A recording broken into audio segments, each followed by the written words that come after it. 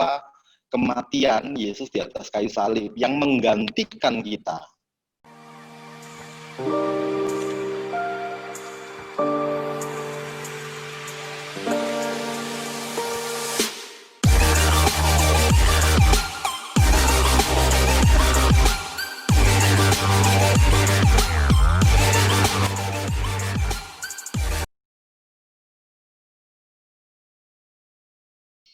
Shalom semuanya, selamat hari Senin.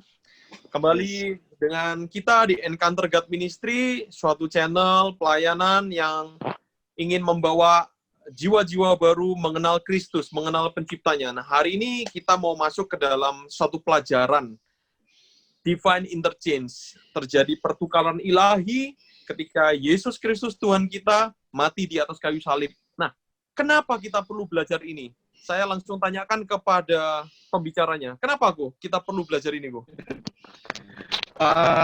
Oke, selamat malam semuanya. Divine Exchange ini sesuatu yang sebenarnya paling membedakan antara keyakinan-keyakinan di dunia ini dengan keyakinan kekristenan gitu. Kenapa? Karena ada sebuah peristiwa yang boleh dikatakan misteri, tetapi menjadi titik balik kehidupan orang percaya. Peristiwanya namanya salib. Nggak sekedar kita bicara soal Yesus dikorbankan, disalibkan, terus kemudian barang siapa percaya dan akan diselamatkan. Nggak sekedar sebuah kisah sederhana itu, tetapi ada sesuatu yang luar biasa yang terjadi di atas kayu salib, yang ini yang jelas secara signifikan dan penting yang membedakan antara keyakinan Kristen dan keyakinan-keyakinan yang lain. Itu aja sih. Saya kira ini pasti akan sangat memberkati kita, khususnya juga saya sendiri ya. Keyakinan saya kepada Kristus akan lebih mantap. Ya, untuk teman-teman yang baru gabung, silakan untuk subscribe, like, dan komen channel ini. Kalian ingin didoakan atau kalian ingin bertumbuh, lebih mengenal Kristus, kalian bisa gabung dengan kami dan kami ada nomor WA nanti di bawah video ini. Kalian bisa konseling, kalian bisa minta didoakan apapun. Silakan saudara, feel free to come. Kami siap melayani Anda semua. Oke, tanpa berlama-lama saya berikan waktunya kepada Ko Yusa. Silakan perkenalkan diri dulu. Dan mungkin tadi suaranya masih kresek-kresek kok. Gitu. Silakan waktunya, hambanya. Coba. Oke. Sekali lagi, selamat malam. Perkenalkan, nama saya Elia Yusak. Saya usia 43 tahun. Terus kemudian panggilan dalam pelayanan, saya lebih banyak di networking. Sebagai ya boleh dibilang pastor gitu, tapi saya lebih suka berjejaring sih ya. Saya ada pelayanan namanya Hope Indonesia, itu Apostolic Network. Terus kemudian saya banyak mengerjakan di pengembangan masyarakat, itu bergabung dengan Migunani Indonesia dan juga Transformer. Itu apa yang selama ini saya kerjakan. Saya sekarang tinggal di Salatiga. Itu perkenalan dari saya, gitu Yos. Siap, mantap. Ya, pemirsa, Ko Yusa ini adalah mentor rohani saya ya. Perjalanan spiritual saya banyak sekali dipengaruhi oleh didikan dari beliau ini, ajaran dari beliau yang menjadikan saya seperti sekarang ya. Jadi itu juga termasuk kalau saya jadi nggak bener ya, ini dia mentornya. Oke, ya tanpa panjang lebar, silakan jelaskan Divine Interchange yang terjadi di atas kayu salib. Oke, Divine Interchange atau Divine Exchange, pertukaran atau mungkin dalam bahasa Indonesia disebut penggantian gitu ya, penggantian ilahi. Nah, penggantian ilahi itu apa sih gitu? Penggantian ilahi secara definisi umum itu adalah peristiwa kematian Yesus di atas kayu salib yang menggantikan kita. itu bisa lihat di slide berikutnya, peristiwa kematian Yesus di atas kayu salib yang menggantikan kita. Nah, kata menggantikan inilah yang sebenarnya cukup unik, tetapi juga secara umum tidak terlalu unik. Kenapa? Karena kalau hanya melihat aspek penggantian, kita juga bisa melihat aspek spiritual yang lain. Maksudnya di kepercayaan atau keyakinan yang lain juga punya pola yang sama. Sacrifice, mengorbankan sesuatu untuk menggantikan diri kita di hadapan Tuhan. Misalnya, kalau saya buat salah gitu kan, saya harus mengorbankan apa sehingga nanti itu menjadi penebusan buat saya atau redeem saya sehingga saya akan dianggap tidak lagi bersalah. Nah, yang membedakan proses penggantiannya di antara kita, kekristenan, dengan keyakinan-keyakinan yang lain adalah Yesusnya. Nah, ini yang menarik, yang mestinya kita lihat secara iman, bagaimana Yesus yang di atas kayu salib itu yang menggantikan kita. Kenapa berbeda? Di 2 Korintus 5 ayat 21, bisa minta tolong teman yang bisa bacakan 2 Korintus 5, 21. Salah satu. 2 Korintus 5 berapa? 5 ayat 21. Ayat 21. Dia yang 2 Korintus 5 ayat 21, dia yang tidak mengenal dosa telah dibuatnya menjadi dosa karena kita, supaya dalam dia kita dibenarkan oleh Allah. Kalau bicara menggantikan, dia ayat itu jelas sekali kan, dia yang tidak mengenal dosa terus kemudian dijadikan berdosa gitu. Dalam kekristenan dikenal secara umum kayak gini, Yesus menerima dosa kita, terus kemudian kita menerima kebenaran Tuhan. Itu secara umum seperti itu kalau dalam kekristenan. Ya, gitu. ya. Ya kan? Tapi kalau kita mau lihat lebih jauh lagi, lebih dalam lagi, konsepnya tidak sekedar menggantikan seperti itu. Karena kalau hanya menggantikan seperti itu, nantinya kita akan bias atau kita akan cenderung sama dengan sacrifice yang lain atau pengorbanan yang lain yang saya tadi sudah sampaikan di awal, bahwa ya sekedar menggantikan saja, saya berbuat salah, saya dosa saya apa, saya untuk saya redeem diri saya, untuk saya mendamaikan diri saya dengan pencipta saya atau yang maha kuasa, ya saya harus mengorbankan sesuatu. Dan itu konsep itu ada di semua agama gitu, pola menggantikan gitu. Bisa redeem dengan cara berpuasa, redeem dengan cara korban-korban yang lain. Bahkan yang menghebohkan kan ada pada zaman abad ke-8 kan, redeem dosamu dengan gemerincing uang yang ada di kotak persembahan gitu. Sekarang juga ada isu-isu seperti itu kan. Oh, itu di agama Katolik ya? Katolik ada di membeli surat indulgensia kalau zaman di abad ke-8 kan. Nah, konsep itu, maksud saya gini, konsep menggantikan kita, menggantikan. Maaf kok suaranya nggak enak sekali. Coba. Cek. Ya.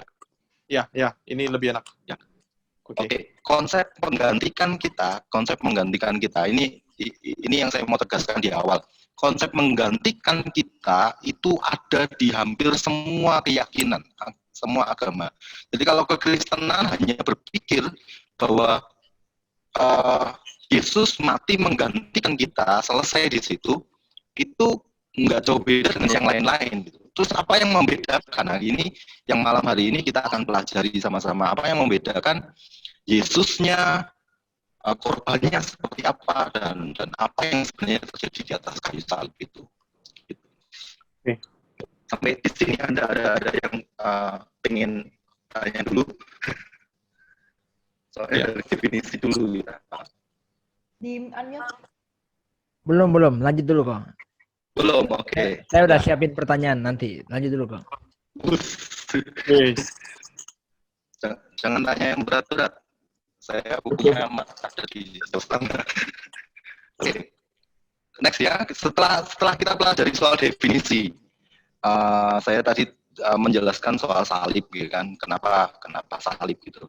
Nah, salib ini unik. Salib itu mempertemukan antara Allah yang kudus, antara Tuhan yang suci dan manusia berdosa sekaligus di satu tempat. Ngeri sekali. Jadi Allah yang kudus dan manusia berdosa dipertemukan dalam satu skin yang sama, yaitu salib. Bukankah selama ini kita berpikir bahwa manusia berdosa nggak bisa ketemu dengan Allah yang kudus? Bukankah selama ini kita berpikir bahwa Allah yang kudus juga nggak bisa ketemu dengan manusia berdosa? Gitu. Dua kontradiksi di dalam kehidupan rohani, gitu kan?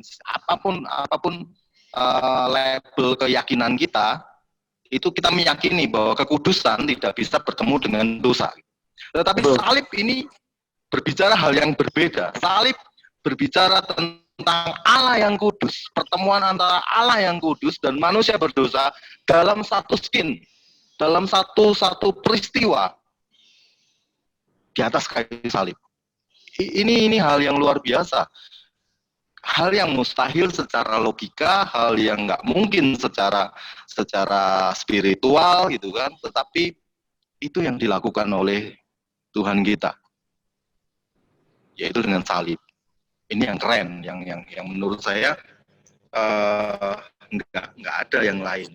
Kalau balik lagi ke definisi yang awal tentang sacrifice, tentang korban penggantian, tentang Yesus menanggung dosa kita dan kita menerima kebenarannya hanya sebatas itu, sebagai kulit kita hanya melihat divine interchange atau divine exchange-nya hanya sekedar penggantian, seakan-akan seperti transaksi aja gitu. Tetapi kalau Anda melihat ini menjadi satu peristiwa di atas kayu salib, ini sebuah peristiwa yang luar biasa. Pertemuan antara Allah yang kudus dan manusia berdosa dalam satu skin, dalam satu peristiwa, salib namanya. Bisa dilihat di slide yang berikutnya yang saya jelaskan tadi.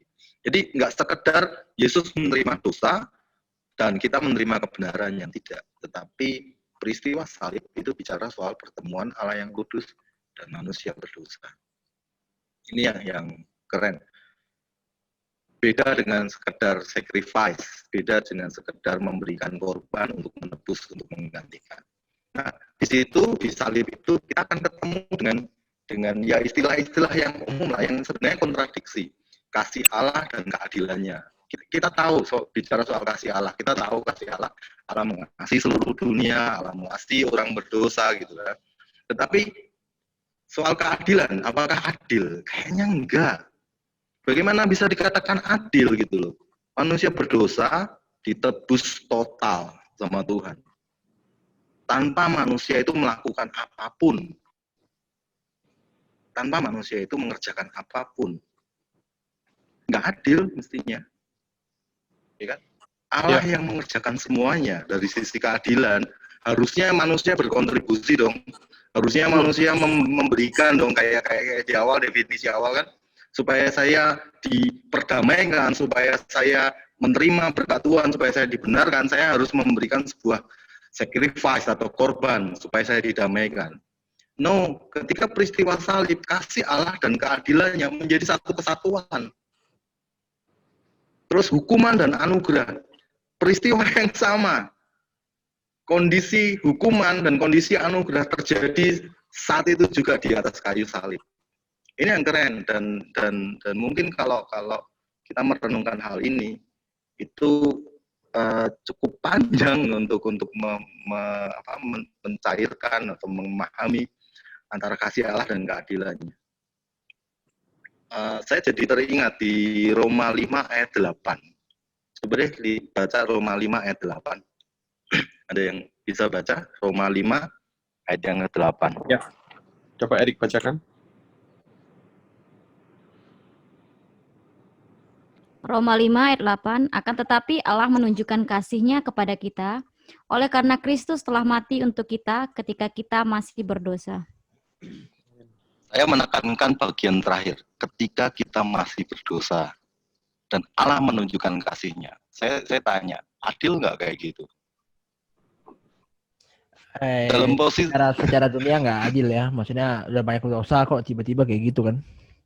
iya, Allah menunjukkan kasihnya kan menurut ayat Roma 5 ayat 8. Allah nunjukin kasihnya, bahkan Yesus menjadi korbannya pada posisi manusia yang masih berdosa. Kata-katanya jelas loh, ketika kita masih berdosa, dan saya memeriksa dari bahasa aslinya juga tetap dalam kondisi presentnya tuh present dosa gitu. Tidak dia dalam kondisi baik-baik saja, tidak dia dalam kondisi sudah melakukan apa dan apa gitu, tidak. Di situ dinyatakan Allah menunjukkan kasihnya, dan bahkan Yesus menjadi korban ketika kita masih berdosa. Ini yang ditunjukkan di atas kayu salib, kasih dan keadilan, hukum dan anugerah. Saya bisa bicara ini sebuah apa ya, peristiwa yang paling luar biasa yang nggak ada di tempat lain gitu kalau kita bicara. Sebelum jauh kita ke cerita-cerita yang lain lah, apa mengupas firman Tuhan, saya jadi teringat sebuah film itu judulnya Taken kalau nggak salah. Film Judulnya apa? ceritanya Taken. Oh, Taken. Taken ya. Taken ada 1, 2, 3 kan? Iya, Taken. Ya benar ya. Yang anaknya diculik gitu. Diculik dan mau dijadikan budak. Ya background-nya sih orang penculiknya itu karena sakit hati karena anaknya dibunuh sama siapa tuh? Agen rahasia itu kan. Dibunuh sama bapaknya gitu. Jadi anaknya diculik. Iya. Ya anaknya diculik mau dijadikan budak kan. Nah, ada satu pernyataan dari bapaknya itu. Keren banget. Bapaknya tuh bilang gini. Kamu harus ngasih balik si anak itu. Gitu. Kalau enggak aku akan mengejar kamu gitu. Saya catat tulisannya. Dia bilang gini, jika kau membiarkan anakku pergi sekarang, maka semuanya selesai. Aku tidak akan mencarimu, tidak akan mengejarmu. Tetapi jika kau tidak melepaskan anak saya akan mencarimu. Saya akan menemukanmu dan saya akan membunuhmu. Saya coba bayangin gini. Kita kalau melihat bahwa hidup kita adalah berdosa, terus kemudian kita jatuh sebagai budak dosa, itu kan kayak kita katakanlah kita kayak diculik gitu kan, diculik sama si iblis dan diikat sama si iblis jadikan budak dosa gitu kan. Tapi lihat hati Bapa di sini, hati Bapa tuh bilang gini, kalau kamu melepaskan anakku, aku anggap selesai gitu. Tapi kan iblis mana ada kompromi kayak gitu, enggak kan?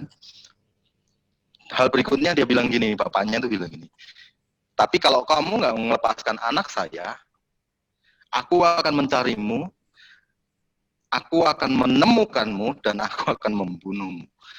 Coba bayangin skenario ini dengan skenario Bapa mencari kita yang masih berdosa ini. Bapa mencari kita yang budak dosa ini. Skenarionya hampir sama. Kalau dalam bahasa saya yang mungkin Inggrisnya salah paham gitu kan, saya ngomong bahasa Inggris salah gitu, yang dengerin paham. He will hunt you until it down. Nah, maksudnya dia akan kejar kamu sampai kamu terjatuh, sampai kamu ditemukan. Jadi saya membayangkan kasih Tuhan pada kita dalam peristiwa salib itu adalah itu titik klimak Tuhan mengejar kita. Titik klimak Tuhan menunjukkan kasihnya sama kita. Titik klimak di mana Tuhan menunjukkan, aku akan merebutmu apapun harganya. Itu Bapak gitu. Dulu waktu saya awal-awal membaca tentang tabir bait Allah yang dirobek itu, saya hanya membaca gitu aja gitu.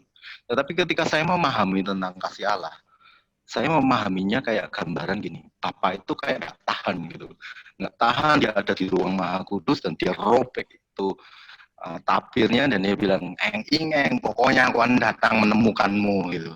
Wah gitu, saya bilang wah gitu. Sama seperti Lukas 15 ketika si anak bungsu terhilang itu, dari kejauhan bapaknya mengejar untuk memeluknya, untuk menciumnya, ngasihin cincin dan memberikan pesta buat anaknya.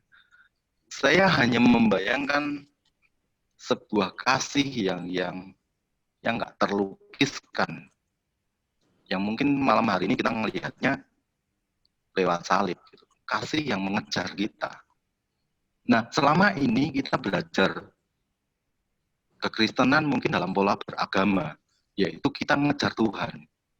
Kita menjadi bagaimana saya bisa layak, bagaimana saya bisa berkenan, bagaimana saya bisa taat sama Tuhan gitu. Dan jawabannya kita fail semuanya, kita gagal semuanya.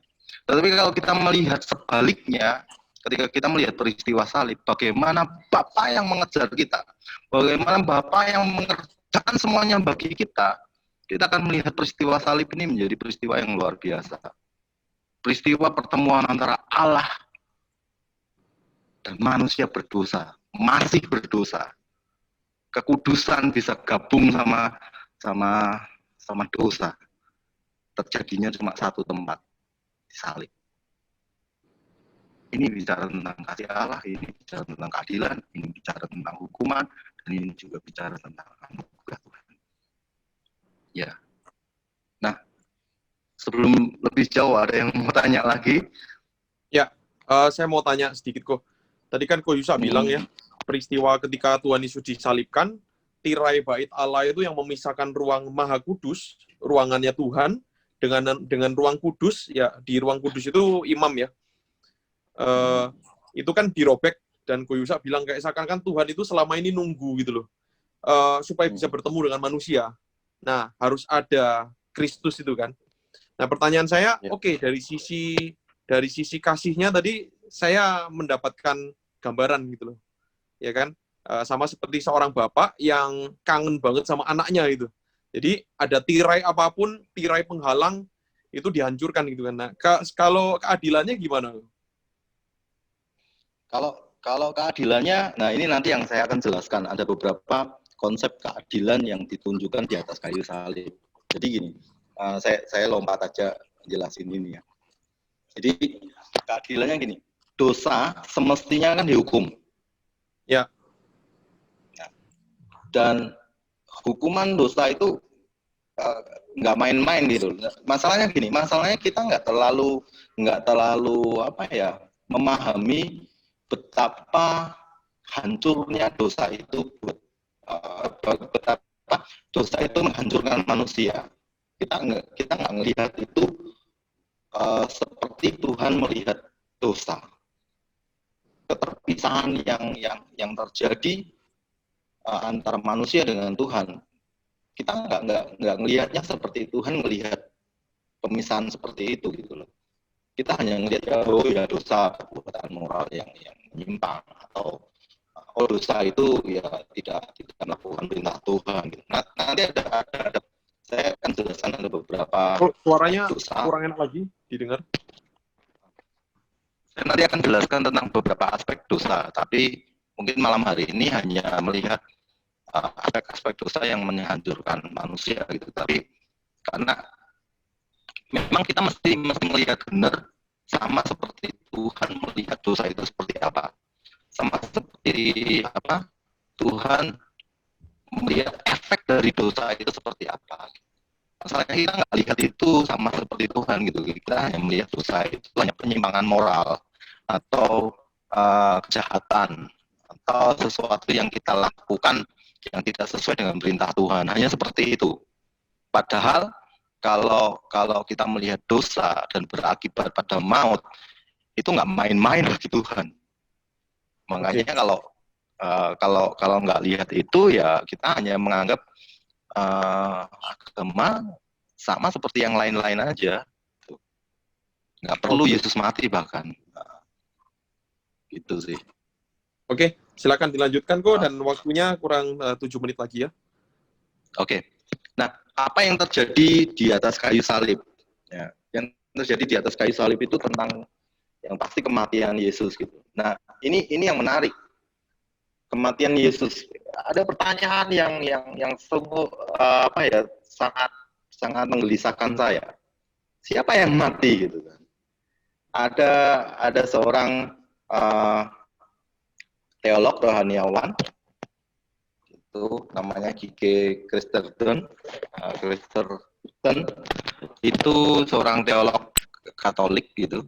Dia bilang gini, di tiang salib yang mengaku Tuhan telah ditinggalkan Tuhan gitu. Ini jadi perenungan gitu. Jadi perenungan sekaligus bikin kita shock gitu kan. Bukankah Yesus itu Tuhan, tapi juga Yesus itu manusia. Dua yang di dalam satu tapi punya dua hakikat gitu kan. Lalu siapa yang mati di atas kayu salib? Itu Yesusnya sebagai Tuhan atau Yesusnya sebagai manusia gitu. Mungkin next kita akan gali lebih dalam lagi di sisi ini. Tapi saya akan lihat peristiwa salib lebih jauh yang terjadi di atas kayu salib aja. Soal identitasnya nanti lain waktu kita sharing lagi. Tapi saya ingin bagi tentang ini aja yang terjadi di atas kayu salib. Karena waktu juga ya. Di atas kayu salib kematian Yesus itu ada beberapa aspek yang saya catat. Setidaknya ada 7. Kalau lihat slide-nya berikutnya. Slide berikutnya. Nah, ada 7 peristiwa yang di sana. Yang pertama adalah hilasterion. Hilasterion itu diambil dari bahasa Ibrani kaporet. Kaporet itu artinya cover atau sesuatu untuk mendamaikan atau sesuatu untuk menutupi atau korban pengganti. Itu arti dari hilasterion. Hilasterion itu ditulis dalam Septuagint. Nah, saya mungkin akan menjelaskan ini sedikit lebih dalam. Hilasterion dalam makna orang Yunani ketika berbicara hilasterion itu artinya gini, menimpakan murka Tuhan kepada satu korban, dan korbannya itu Yesus. Jadi Tuhan murka atas dosa dan dia mencari pengganti, mencari tempat untuk melampiaskan murka itu, dan itu yang dinamakan hilasterion. Itu penjelasannya sebenarnya. Dan akibat dari pelampiasan itu maka terjadi pendamaian atau dosa orang itu ditutupi. Itu makna dari hilasterion kalau kita melihat. Jadi di atas kayu salib terjadi pelampiasan murka Tuhan kepada hidupnya Yesus. Pelampiasan murka Tuhan. Kenapa pelampiasan murka Tuhan? Ingat di 2 Korintus tadi bahwa Yesus dijadikan dosa. Itu makna dari hilasterion. Yesus dijadikan dosa. Makanya Tuhan, seluruh murka Tuhan ditimpakan kepada Yesus. Itulah hilasterion. Lalu kemudian terjadi di salib juga terjadi penebusan. Apa yang ditebus sama Tuhan? Penebusan ini peristiwa yang paling besar yang terjadi di muka bumi. Itu menggenapi dari Kejadian 3 ketika Tuhan berkata bahwa anak dari wanita ini atau keturunan dari wanita ini yang akan menginjak kepala ular dan mengembalikan mereka. Itu makna dari tebusan, menebus, ransom atau membayar kembali. Terus di salib juga terjadi pengampunan, pembenaran, pendamaian, penyucian, dan terakhir adalah penggantian. Ada makna-makna yang di masing-masing topik yang saya dapatkan ketika peristiwa salib ini. Tapi yang paling berkesan buat saya ya di sisi hilasterion, yang lainnya mungkin dan waktu kita akan bagikan ini ya. Next kita lihat ini. jika di kayu salib tidak tuntas. Jadi teman-teman tadi lihat ada 7. Sebenarnya ada banyak yang lain yang dikupas sama para teolog gitu. Tapi saya hanya ngambil 7 dan saya cuma bilang gini, kalau itu tidak tuntas semuanya di salib, maka tali keselamatan kita hanya menjadi sekedar salah satu peristiwa pengorbanan manusia yang akan sadis di muka bumi. Saya menyebutkan seperti itu karena Kok suaranya lagi hilang? Sorry. di kayu salib dengan semua peristiwa yang baik dari hilasterion sampai penggantian, bahkan ada beberapa topik-topik teologi yang berkaitan dengan salib itu tidak tuntas, artinya tidak sepenuhnya digenapi sama Yesus. Maka baik karya keselamatan itu hanya sekedar peristiwa pengorbanan manusia paling sadis di muka bumi. Hanya seperti itu. Atau kita balik lagi ke definisi awal. Penggantian itu hanya mengorbankan sesuatu atau dalam hal ini mengorbankan manusia, mengorbankan Yesus untuk saya dapat balasannya apa. Jadi salib tidak cuma bicara soal pengorbanan itu, tapi salib bicara soal tuntasnya dosa manusia, tuntasnya kehidupan manusia dalam dosanya dan digantikan sepenuhnya oleh Tuhan. Itu apa ya, harus dicermati secara detail dan tuntas gitu. Kalau enggak ya berakibat kita akan sama seperti yang di awal definisi yang sekedar penggantian biasa, korban biasa atau seperti keyakinan-keyakinan yang lain lah. Saya bersalah, saya harus membayar. Saya minta ampun, saya harus memberikan sesuatu untuk mendamaikan diri saya. Tapi tidak lain dengan peristiwa salib, karena salib bicara tentang penuntasan segala sesuatunya. Gimana, Yos? Oke. 2 menit lagi. Kok tadi dijelaskan semua yang dikerjakan di kayu salib. Nah, ini apakah dikerjakan untuk semua orang atau hanya efektif kepada orang yang percaya sama Yesus? Nah, itu nanti akan melompat ke teologi yang berbicara soal pemilihan Tuhan atau predestinasi. Oke. Jadi ada limited election. Nanti lain waktu lah dibagiin apakah semua atau hanya terbatas.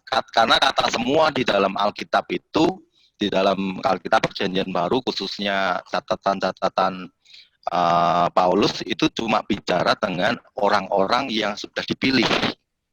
Cuma kan kita nggak lagi menggali soal predestinasi ya. Oke. Gitu. Yang lain? Ya. Oke, saya mau tanya nih kok. Ini udah sesi pertanyaannya. Oh ya. Oke. Udah selesai ya materinya, Ko Yusak? Belum selesai kayaknya tuh. Masih ada sedikit sih. Oh, silakan. Masih ada sedikit. Ada. Selesaikan dulu. Atau misalnya mau dibagi jadi 2 sesi juga nggak apa-apa sih. Gimana enaknya? Ya, diselesaikan dulu. Ini selesai dikit kok. Ini tentang manusia, tentang manusianya. Oke. Jadi Slide-nya kalau Next ya. next slide. Ini udah tadi ini dijelasin. Next udah. lagi. Telat Next lagi. Next-nya. Next lagi. Nah, ini apa yang terjadi pada manusia? Salib juga menunjukkan kematian manusia. Nah, ini yang jarang sekali dibahas. Saya tidak pernah mendapati banyak pengajaran soal ini. Bahkan di buku-buku yang saya baca tidak banyak membahas soal kematian manusia di sana gitu loh. Lalu apa yang mati gitu kan? Nah, kita lihat yang berikutnya aja. Manusia mati akibat dosa, kita tahu secara umum gitu kan.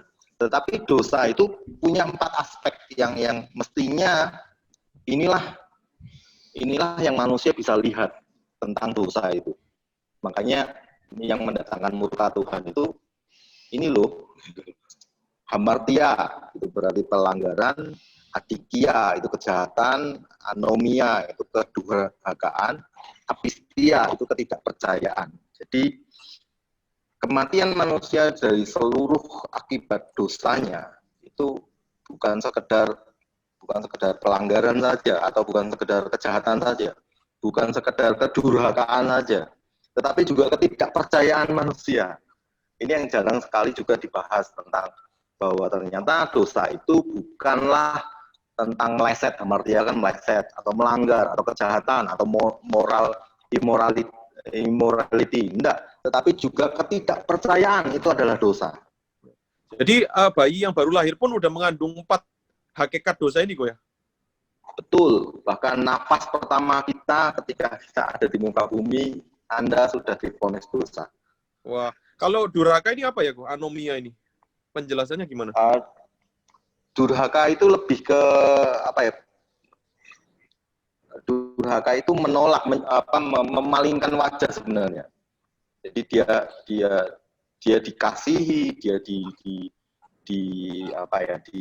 dianggap anak gitu, tapi dia lebih memilih jalan yang lain gitu. Istilah durhaka itu umumnya seperti itu sih. Oke. Kalau mungkin durhaka kayak pemberontakan gitu ya, mirip nggak ya? Oke.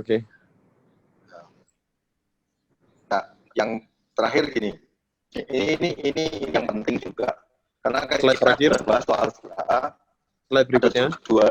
Ada dua slide terakhir. Dua slide terakhir ini sebenarnya sebagai anti klimaknya. Kita kan tadi bahas tentang apa yang terjadi di salib, terus kita juga melihat bagaimana itu menjadi kematian Yesus untuk apa, dan kematian manusia kan. Kenapa manusia itu juga mati? Jadi seluruh dosanya ditimpakan di sana di salib. Manusia juga mati di sana, Yesus juga mati di sana. Sorry kok mikrofonnya. Ya. Jadi divine exchange itu karena kita tadi sudah melihat peristiwa salib gitu kan, di mana Yesus mati di sana, tetapi juga manusia mati di sana karena dosanya. Jadi saya juga mati di sana gitu loh. Nah ini yang tadi di awal saya berkata beda gitu loh. Bedanya kenapa? Kan selama ini definisi umumnya hanya kayak gini, Yesus menerima dosa kita, ya kan? Yesus nanggung semua dosa kita, dijadikan dosa.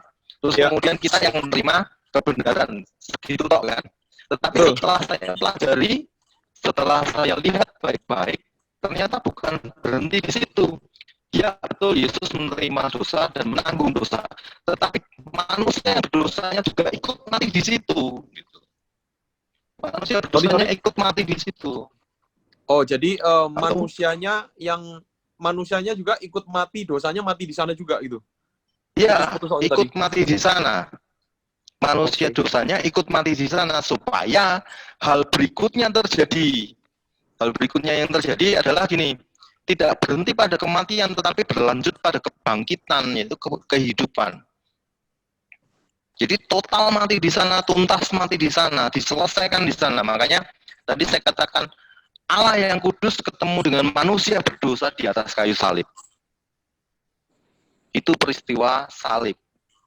Yang selama ini hanya dilihat bahwa Allah yang kudus dalam bentuk Yesus gitu kan, itu menanggung dosa manusia supaya kita menerima kebenaran Tuhan, supaya kita menerima keselamatan, supaya kita menerima ini dan itu dari Tuhan gitu kan. Tidak, kamu mati dulu, disalib dulu itu di situ, gitu. Supaya nantinya next gitu dalam kehidupan agama kita atau dalam keyakinan kita tidak terjebak dalam istilah kayak ini. Nanti kamu mikul salib. Nanti kamu hidupnya harus bayar harga. Enggak. Dalam satu peristiwa salib, Yesus mati, manusia mati di situ. Baru setelah itu kita bisa melihat kebangkitan. Baru setelah itu kita bisa mengerti apa makna kehidupan baru. Itu kalau aplikatifnya kayak gimana gue ya? Jadi kan waktu saya berdosa, saya juga ikutan mati di sana. Atau kayak gimana penjelasannya? Kalau aplikatifnya ya dalam satu peristiwa itu ketika kita melihat salib, sebenarnya kita melihat diri kita di situ. Oh, maksudnya Yosua yang lama sebenarnya udah mati gitu ya? sudah mati di situ gitu. Dan sekarang menjadi Yosua yang baru, memiliki kehidupan yang baru. Sehingga kehidupan keyakinan kita lain dengan kehidupan orang-orang yang beragama gitu. Oke. Bagaimana menjelaskan bahwa kenyataan saya masih terus melakukan dosa, Gu? Dosa tidak lagi berpengaruh sebenarnya sama kita. Sudah selesai disalib. Oke, gimana tuh ya? Mungkin bisa lebih dijelaskan. Nah, gini, melihat salib itu sebenarnya melihat titik balik dalam sebuah kehidupan. Ya. Hal yang rohani, ya. Jadi manusia itu hubungan manusia dengan Tuhan itu gini. Hal antara Tuhan dan manusia itu diselesaikan sama Tuhan. Oke. Hal rohani diselesaikan sama Tuhan. Jadi tidak ada. Ya, tadi ada kendala teknis rupanya. Silakan dilanjutkan, Ko Yusa. Kurang 2 slide lagi terakhir. Waktunya kurang lebih 3 menit ya. Oke. 2 slide terakhir ya. Terima kasih. Jadi divine exchange atau pergantian ilahi itu tidak berhenti pada kematian, tetapi berlanjut pada kebangkitan. Jadi di awal tadi banyak yang kita bahas soal kematian. Peristiwa salib jelas bicara soal kematian Yesus dan kematian manusia di situ. Tapi sebenarnya divine exchange tidak berhenti di situ. Ya. Antiklimaksnya tidak sekedar di kematian, tetapi antiklimaksnya atau berlanjut benefitnya ke kita adalah di kebangkitan, karena kebangkitan bicara soal kehidupan, dan ini yang jelas mengejutkan dan ini jelas membedakan dengan juga keyakinan yang lain, bahkan mengejutkan pihak si jahat, si iblis gitu. Iblis mungkin merasa sudah selesailah tugasnya ya untuk menyingkirkan Yesus, mati di situ sudah selesai gitu kan. Terus buat manusia disalibkan, selesai gitu kan, disalib gitu. Tapi tidak, Tuhan punya kejutan berikutnya, yaitu kebangkitannya. Kenapa Tuhan melakukan kebangkitan? Karena itu bicara soal kehidupan. Kalau cuma kematian sudah selesai di situ, tetapi kehidupan menjadi sebuah kehidupan yang baru. Itu yang penting dalam peristiwa divine exchange atau penggantian ilahi. Jadi nggak sekedar di sisi kematiannya, tetapi di sisi kehidupan. Tuhan tidak sedang bicara soal kematian saja, menyelesaikan saja, tetapi juga Dia menuntun berikutnya dalam kehidupan yang baru. Itu bicara soal kebangkitan Kristus. Yang terakhir kita akan lihat bagaimana peristiwa itu menjadi sebuah peristiwa yang katakanlah aplikatif dalam hidup kita. Jadi teman-teman atau semua yang bisa menyaksikan tayangan ini, coba pikirkan gini, jika Anda menambahkan apa saja terhadap kasih karunia Tuhan, atau apa yang Tuhan sudah lakukan buat kita, karya keselamatan itu sama artinya bahwa kita sedang tidak mempercayai Tuhan yang menyelamatkan kita. Wow. Dan itu ditunjukkan dengan karya tuntas Tuhan di atas kayu salib. Jadi kalau Anda menambahkan apa saja di dalam kasih karunia. Apa ini? Apa saja? Kebaikan baik, perbuatan baik. Perbuatan baik, amal, ketaatan, agamawi, moralitas, apa saja. Taat pada hukum Taurat sekalipun. Apa saja terhadap kasih karunia, terhadap apa yang Tuhan tunjukkan pada kita. Jadi kayak gambarannya gini. Kamu dikasih sesuatu, ditunjukkan ini loh, aku mengasihimu dengan kelimpahan ini, aku mengasihimu dengan karya tuntas ini. Gitu kan. Bahkan ketika kamu tidak percaya sekalipun, bahkan ketika kamu berdosa sekalipun, aku melakukannya untukmu. Oke. Lalu kemudian gini, enggak lah, masa Tuhan sebaik itu gitu kan. Saya harus balas budi dengan melakukan ini. Saya harus melakukan ini supaya saya layak, supaya saya pantas, supaya saya diterima dan gitu. Itu sama halnya menambahkan kasih terhadap kasih karunia, dan itu sama artinya dengan kamu tidak mempercayai Tuhan dan juga tidak mempercayai karya tuntas kayu salib. Kenapa bisa terjadi seperti ini? Saya akan akhiri dengan ini. Ketika Anda tidak bisa memahami karya Allah dengan benar, ketika kita tidak bisa memahami karya kasih Allah dengan benar, tanpa Anda mengetahui betapa hancurnya, betapa fatalnya, betapa rusaknya kehidupan akibat dosa, kita pasti akan gagal memahami kasih karunia Tuhan. Maksudnya gini, kalau kita nggak sadar bahwa dosa itu merusak, dosa itu menghancurkan kita, dosa itu berakibat fatal dalam hidup kita, kita nggak akan mengerti kasih Tuhan kayak apa sama kita. Oke. Kita hanya melihat bahwa itu urusannya Tuhan gitu, itu bukan urusan saya. Itu yang terakhir dari saya. Ya. Oke. Terima kasih kok. Terima kasih. Ini yang terakhir, slide yang terakhir ini benar-benar luar biasa ya. Jadi saya paham maksudnya. Perbuatan baik saya, ketaatan saya, melakukan hukum Taurat itu penting. Tapi bukan berarti itu menambahkan karya Tuhan Yesus di kayu salib begitu ya. Bahwa karyanya itu udah selesai. Penebusannya itu, keselamatannya itu udah selesai dan saya tidak perlu nambahi dengan perbuatan baik saya lagi gitu ya. Kalau saya merasa makanya saya sebutkan karya tuntas. Oke, karya tuntas. Makanya saya sebutkan karya tuntas ya. Ya. Terus apakah kita tidak perlu melakukan ketaatan, perbuatan baik dan hukum Taurat? Apakah kita nggak perlu? Nah, bisa dilihat di slide sebelumnya tadi. Tidak, karya tuntas itu selesai sama Tuhan. Nah, berikutnya adalah kehidupan yang baru, karya kebangkitan. Itulah yang menunjukkan bagaimana kita harus hidup gitu kan. Ketaatan, kekudusan dan segala macam. Itu menunjukkan bahwa ada sebuah kebangkitan baru dalam hidup kita. Oke. Jadi ketaatan kita, respon kita itu sebagai bukti bahwa kita ini sudah bangkit, hidup yang baru gitu ya. Tapi tidak menambahkan, tidak mengerjakan keselamatan itu ya. Ya. Oke. Tidak. Baik. Oke, terima kasih waktunya Ko Yusak. Saya buka sekarang untuk sesi tanya jawab dari forum. Silakan Sam. WhatsApp mungkin, silakan. Ayo Rick, munculkan tadi. Yang tadi yang sekali selamat. Ya. Oke. Berarti ke pertanyaanku dulu ya. Oke, Sam. Ya.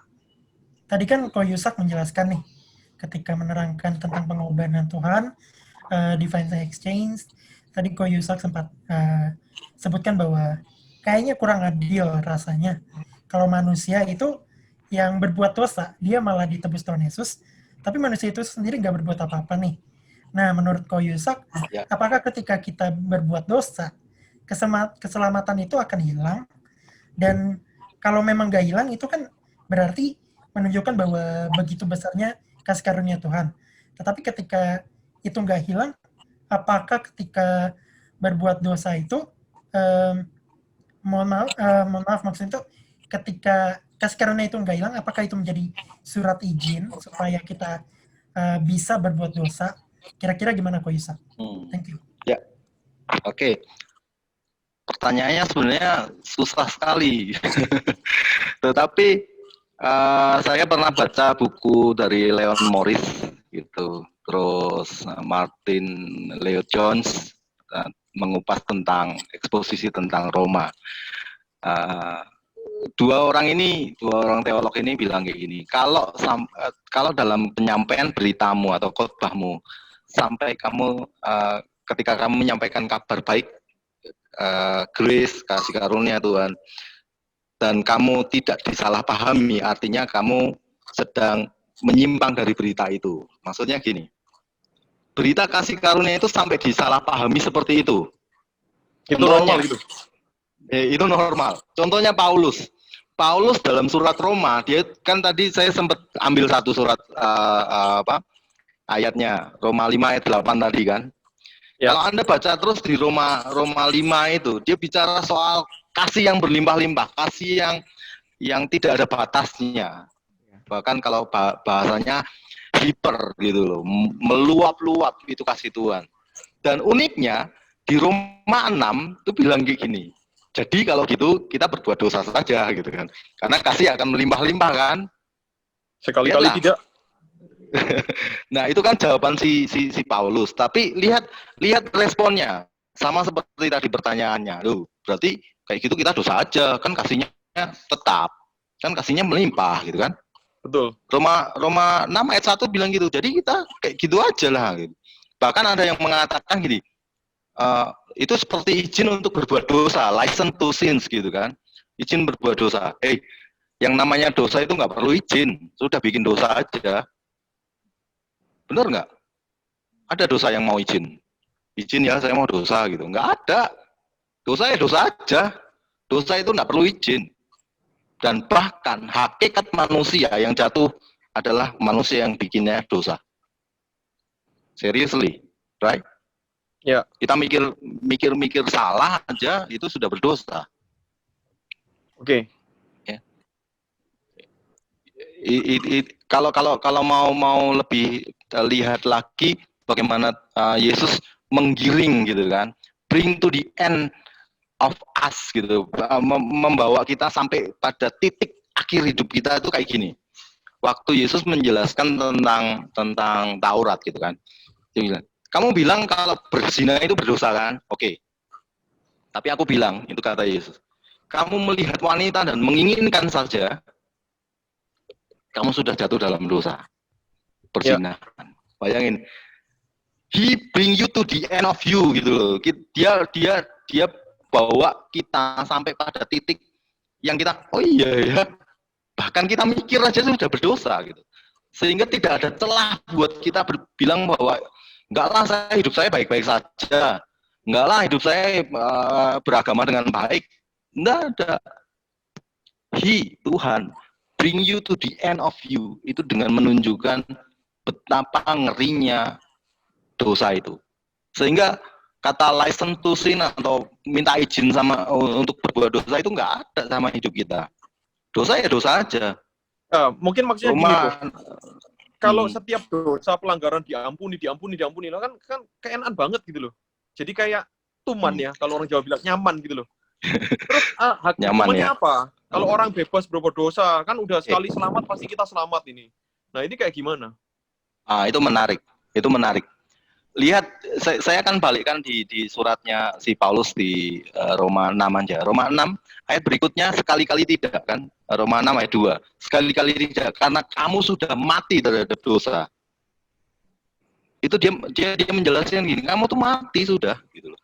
Tadi ayat satunya bicara apa gitu.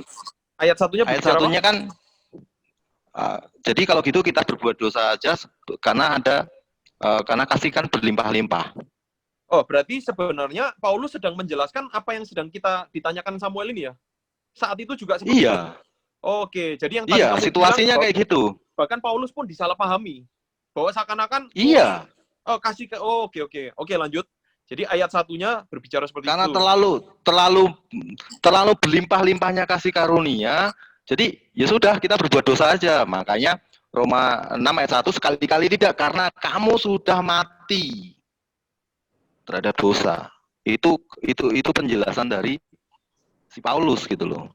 Nah, struggle yang Yosua tadi ngomong, terus gimana ini? Dosa kok kayaknya nggak ada konsekuensinya, dosa kok kayaknya nggak ada hukumannya gitu kan? Betul.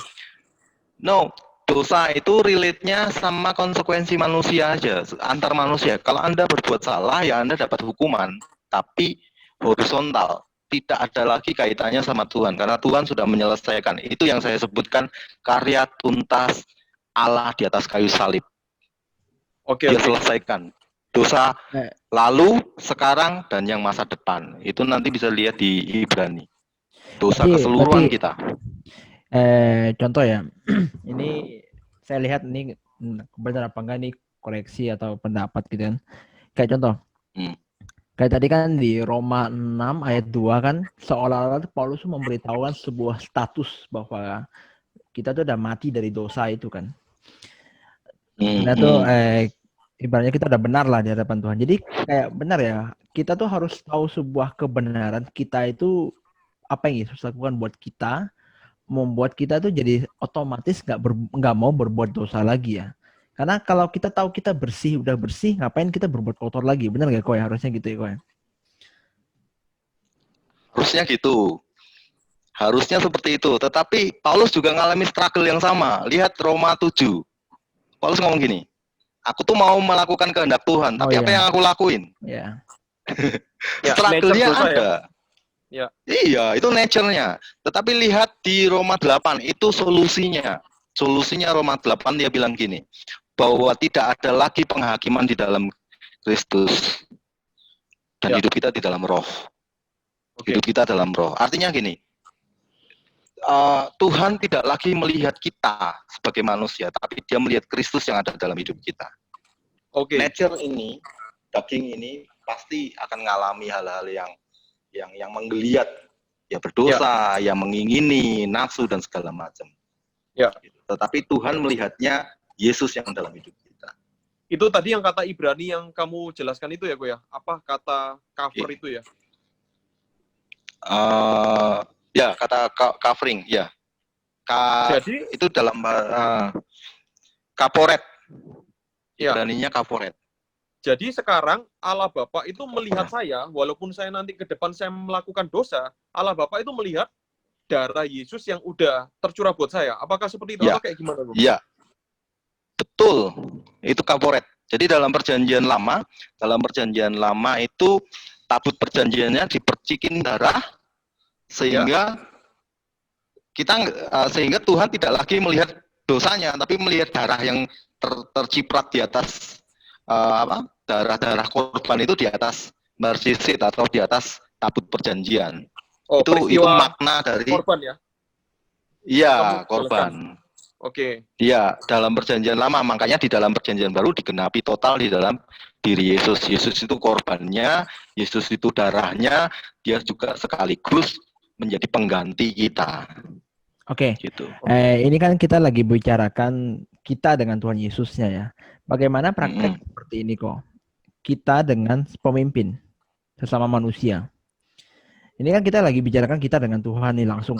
Jadi kasih karunia Tuhan itu penuh buat kita. Jadi bagaimana dengan manusia, sesama manusia, contoh satu orang murid dengan pemimpin. Tapi murid ini itu ibaratnya sama, ngeyel terus kan gitu kan, berbuat dosa terus. Tapi dia tahu bahwa dia akan diampuni, dia berbuat dosa terus. Nah, dari sisi pemimpin ini atau orang manusia ini, apa yang harus dia lakukan untuk supaya ya kita kan berharap murid ini mendisiplin gitu Rik ya. Iya, mendisiplin. Jadi kalau di langsung Tuhan ya kita tahu Tuhan mengampuni, udah gitu kan. Nah, tapi posisinya itu sekarang di manusianya. Itu gimana kok? Maksudnya gimana kita menangani seperti itu? Dan dia ini murid kan beda dengan jemaat ya. Dan dia posisinya tetap aja dia ngelakuin. Ya. Gitu. Dari pandangan Koko gimana? Contoh kasus ini berarti contoh kasus ya. Kalau sesama manusia, gini, kalau kapasitasnya kita bukanlah orang yang punya otoritas untuk memuridkan dia. Jadi kita lihat gini, saya sering nemuin orang-orang yang susah gitu. Nah, terus saya tanya, Tuhan, ini gimana gitu loh. Tuhan bilang, ya ini menurut impresi yang saya dapat gitu. Kebaskan debu aja gitu, sudah tinggalin gitu. Loh, bukannya saya harus memuridkan, bukannya saya harus menuntun. Loh, Tuhan balik tanya sama, emangnya kamu bisa? Gitu. Ya sih saya nggak bisa gitu. Saya udah capek ini Tuhan ngadepi kayak gini gitu kan. Ya sudah, lepaskan aja gitu. Karena proses pertumbuhan bukan bagian saya. Jadi saya nggak membebani diri saya untuk semua harus saya kerjakan gitu. Tuntas di diri saya tidak. Ada bagian-bagian di mana saya harus melepaskan. Dulu saya diajarin sama kakak rohani saya kayak gini. Ada masanya di mana Tuhan memproses seseorang dan kita nggak bisa ikut campur dalam prosesnya dia. Gitu. Jadi ceritanya ada anak mahasiswa sekolah teologi ya gitu, tiap kali dia itu karena dia kurang gitu kan, dia dibantu beasiswa, dia ditolong, terus kemudian dia dapat banyaklah fasilitas dari kakak rohani saya ini.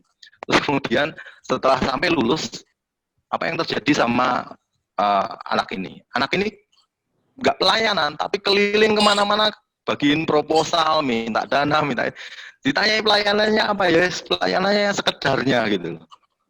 Terus kakak rohani saya tanya, apa sih yang salah sama anak ini gitu kan? Dididik secara rohani, dibantu gitu. Di situ dia belajar, kakak rohani saya belajar bahwa waktu pemrosesan terhadap anak ini, si kakak rohani ini karena mungkin ya kasihan, karena apa ya, karena merasa apa, ya melakukan pastoralnya gitu, membantu gitu. Dia tidak melihat aspek Tuhan memproses anak ini, jadi akibatnya buruk gitu. Akibatnya buruk terhadap si murid ini. Nah, di peristiwa saya secara pribadi, ya gitu, saya mencoba untuk melepaskan, kadang memangkas orang itu sudah. Apalagi karunia saya membubarkan jemaat gitu kan. Jadi saya lebih baik bubar aja. Silahkan keluar gitu kan. Membubarkan jemaat. Iya. Maksudnya Enggak, karunia saya itu lebih suka orang itu kami punya filosofi di komunitas itu, kita sampai kumpul itu enggak perlu. Gitu. Sampai satu titik kita harus keluar satu-satu. Gitu. Jadi enggak harus ngumpul terus. Oh iya. Itu contohnya si Yosua itu. Ya, jadi gini Rick, mungkin saya jelaskan dikit yang Ko Yusak lakukan di Hope Indonesia ini kan mempertemukan orang pada panggilannya. Nah, setelah udah ketemu panggilannya, ngapain diperlukan lagi ngumpul-ngumpul terus gitu loh. Terang sama terang jadi terang terus gitu kan. Kan justru harus mereka pergi. Yang seperti yang Erik lakukan ya sekarang ini. Sebenarnya kayak begitu. Nah, ini yang Ko Yusak lakukan gitu. Oke, pertanyaan Erik sudah jelas atau masih ada pertanyaan lagi, Rick? Ya, jelas sih. Jadi saya masih mengganjal.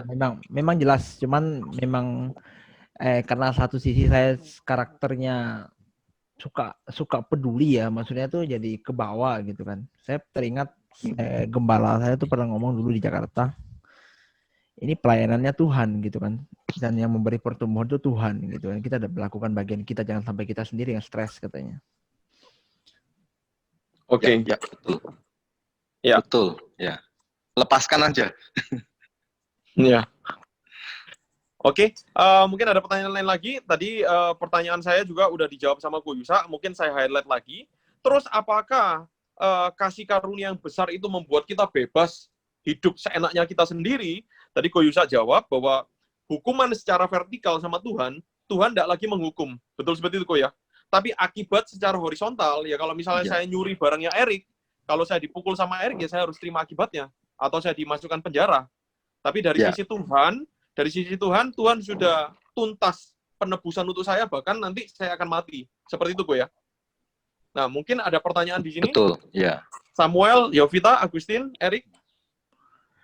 Nggak ada sih, saya jelas dan memang perlu menghidupinya supaya nggak hanya sebuah teori ya. Ya. Kemudian pertanyaan gini, Ko. Bagaimana kamu menanggapi dengan hypergrace yang hari-hari ini sedang ramai? Oke, hypergrace. Hypergrace itu gini. Saya highlight aja kata hyper. Hyper itu sudah terlanjur terkonotasi negatif, ya. Kata hypernya terkonotasi negatif, sehingga ketika kita ngomong hypergrace jadi konotasinya ikut-ikutan negatif. Padahal konsep hypergrace atau orang yang menyebutkan hypergrace itu kelimpahan kasih karunia, dan memang itu ada di Alkitab. Ada di Alkitab di Roma 5 ayat 18 kalau nggak salah. Pokoknya Roma 5 itu ada dalam bahasa Yunaninya memang hyper gitu. Hyper, kelimpahan kasih karunia, atau dalam bahasa kita sehari-hari kasih karunia yang berlimpah-limpah, yang kita nggak ada batasnya, yang selalu diberikan dan tidak pernah ada ada batasnya gitu. Itu kelimpahan kasih karunia. Nah, kenapa menjadi negatif? Karena satu yang tadi karena permasalahan bahasa ya. Yang kedua, karena kita gini. Kekristenan kita itu cenderung untuk berkontribusi di dalam Tuhan. Kalau nggak kontribusi kayaknya kurang. Ya kan? Kalau nggak taat kayaknya kurang. Kalau nggak melakukan sesuatu bagi nama Tuhan, demi nama Tuhan, itu kayaknya kurang. Padahal Hebreus ngomong ini, Tuhan yang melakukannya untukmu.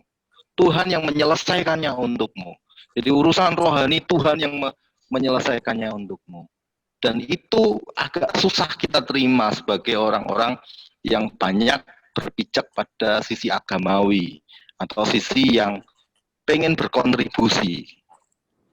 Ya, itu yang sering terjadi sama kita, sehingga mereka menyoroti Hebreus menjadi sesuatu yang sesat. Kalau ditilik, kesesatannya terletak kesalah pengertian mereka sendiri terhadap kasih karunia Tuhan. Itu yang saya bisa sampaikan soal Hebreus. Oke, baik. Jadi sebenarnya Paulus sendiri banyak mengajarkan mengenai kasih yang melimpah-limpah, yang nggak ada akhirnya itu. Ya, Oke. betul. Baik, terima kasih. Ada lagi sebelum kita tutup? Nggak ada. Kita tunggu part kedua. Oke, baik. Terima kasih, Ko Yusak, untuk penjelasannya ya. Bahwa saya ulang sebelum saya tutup. Penebusan Yesus Kristus di atas kayu salib tadi mengubahkan kita secara nature yang tadi manusia yang berdosa, manusia yang selalu pengen melakukan kejahatan, manusia yang selalu pengen durhaka gitu kan. Dan satu lagi apa tadi yang keempat ya. Jadi natural dosa kita itu benar-benar dikerjakan dan sampai tuntas oleh Tuhan Yesus di atas kayu salib. Jadi saya melihat ada berita baik buat Anda yang masih tinggal dalam dosa, yang sudah berusaha setengah mati untuk keluar dari dosa ya. Saya ingat dulu waktu saya masih muda ya, asik waktu masih muda, terjerat dalam dosa pornografi. Ya. Kayaknya tobat jatuh lagi, tobat jatuh lagi, tobat jatuh lagi, tobat jatuh lagi. Dan saya melihat bahwa, aduh Tuhan, saya benar-benar butuh kasih karunia yang berkelimpahan gitu. Kayak yang Erik bilang tadi, kalau seandainya saya punya mentor saya itu kupingnya bisa budek gitu. Ya elah, lo jatuh lagi gitu. Tapi puji Tuhan, ternyata penebusan Yesus di atas kayu salib itu tidak terbatas ya. Kalau dia yang menyuruh, berapa kali harus mengampuni? 77 kali 7. Masakan kita berkali-kali berbuat dosa, terus Tuhan bilang, oke, ini hukumannya buat kamu. Tapi ternyata tidak. Tuhan kita adalah Tuhan yang penuh dengan kasih karunia, yang memberikan kasih karunia secara berlimpah-limpah, secara hyper. Oke, terima kasih. Saya serahkan kepada Erik untuk pokok doa dan sekaligus menutup. Oke, kita akan berdoa. Saya akan masuk ke dalam pokok doa yang telah ada untuk kita, untuk minta dari kita untuk berdoa, yaitu namanya David Kurniawan yang ada di Jakarta sekarang, yang paru-parunya bocor kan. Minta dukung dalam doa anak ini, dan Saidin sakit kutil di matanya. Yuk, mari kita berdoa. Sorry, sebelumnya, apakah ada pengumuman? Mungkin pengumuman sebelum ditutup doa? Saya rasa kita perlu part kedua ya. Oke, Karena part kedua ya. Lagi seru sebenarnya tadi, cuman karena waktunya terbatas jadinya. Siap, oke. Iya. Oke, mari kita berdoa. Mari kita berdoa. Terima kasih buat kebaikan-Mu ya Tuhan. Buat hari ini kami belajar banyak tentang kasih karunia ya Tuhan. Kami tahu hikmat-Mu tak terselami ya Tuhan. Yes. Kami butuh Roh-Mu untuk memberikan pengertian pengetahuan kepada kami supaya kami semakin serupa dengan Engkau, terutama mengenal kebenaran demi kebenaran yang ada yang telah Engkau berikan kepada kami lewat firman-Mu ya Tuhan. Terima kasih ya Tuhan. Kami berdoa ya Tuhan untuk ada teman kami ya Tuhan, David Kurniawan, umur 24, paru-parunya yang ada cairan, dalam nama Tuhan Yesus. Kami perkatakan hari ini paru-parunya menjadi normal kembali dalam nama Tuhan Yesus. Semua apapun infeksi pembuat semua cairan itu ada di dalam paru-paru, semua menjadi pulih dalam nama Tuhan Yesus. Semua bakteri, semua apapun itu dalam nama Tuhan Yesus menjadi pulih, sembuh dalam nama Tuhan Yesus. Dan juga kepada Pak Saidin ya Tuhan, yang ada kutil di mata ya Tuhan yang mengganggu hari ini juga aku cabut dalam nama Tuhan Yesus. Ya Tuhan, Kau berikan pemulihan untuk mereka ya Tuhan. Terima kasih ya Tuhan.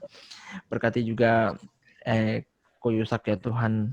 Engkau berikan tambah-tambahkan hal yang berlimpah lagi, kasih karunia pengetahuan dari Engkau untuk Ko Yusak ya Tuhan, supaya ada hal-hal yang baru kami akan terima ke depannya ya Tuhan. Kami percaya tidak sampai di sini ya Tuhan, tapi kami akan menerima lebih lagi ya Tuhan.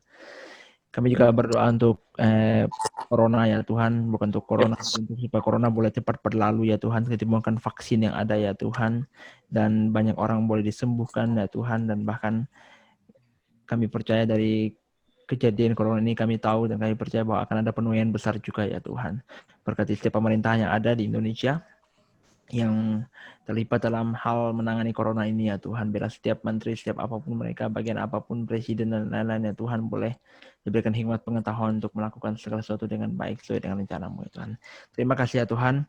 Kami serahkan Encounter God Ministry ini ya Tuhan, pelayanan ini ke dalam tangan-Mu, biarlah terus boleh jadi berkat dan banyak orang mengalami Engkau, dibebaskan ya Tuhan dari keterikatan, dibebaskan karena kebenaran-Mu ya Tuhan. Sebagai kami percaya firman yang tabur tidak pernah sia-sia ya Tuhan, tapi akan selalu berbuah lebat dan bahkan akan terus bersinar ya Tuhan untuk orang-orang ya Tuhan. Biarlah Engkau yang mempertemukan kami dengan orang-orang yang juga rindu untuk melayani juga ya Tuhan di Encounter God ini ya Tuhan. Terima kasih ya Tuhan. Fokus kami dan kuasa darah-Mu. Saya istri, Ko Yosua, Ko Yusak, Yovita dan Sam ya Tuhan, Samuel, biarlah setiap kami ya Tuhan boleh terus bertumbuh dan mengalami Engkau. Terima kasih Tuhan. Dalam nama Tuhan Yesus. Haleluya. Amin. Amin. Terima kasih teman-teman semua. Selamat malam. Sampai bertemu di minggu yang akan datang. Tuhan memberkati. Hai.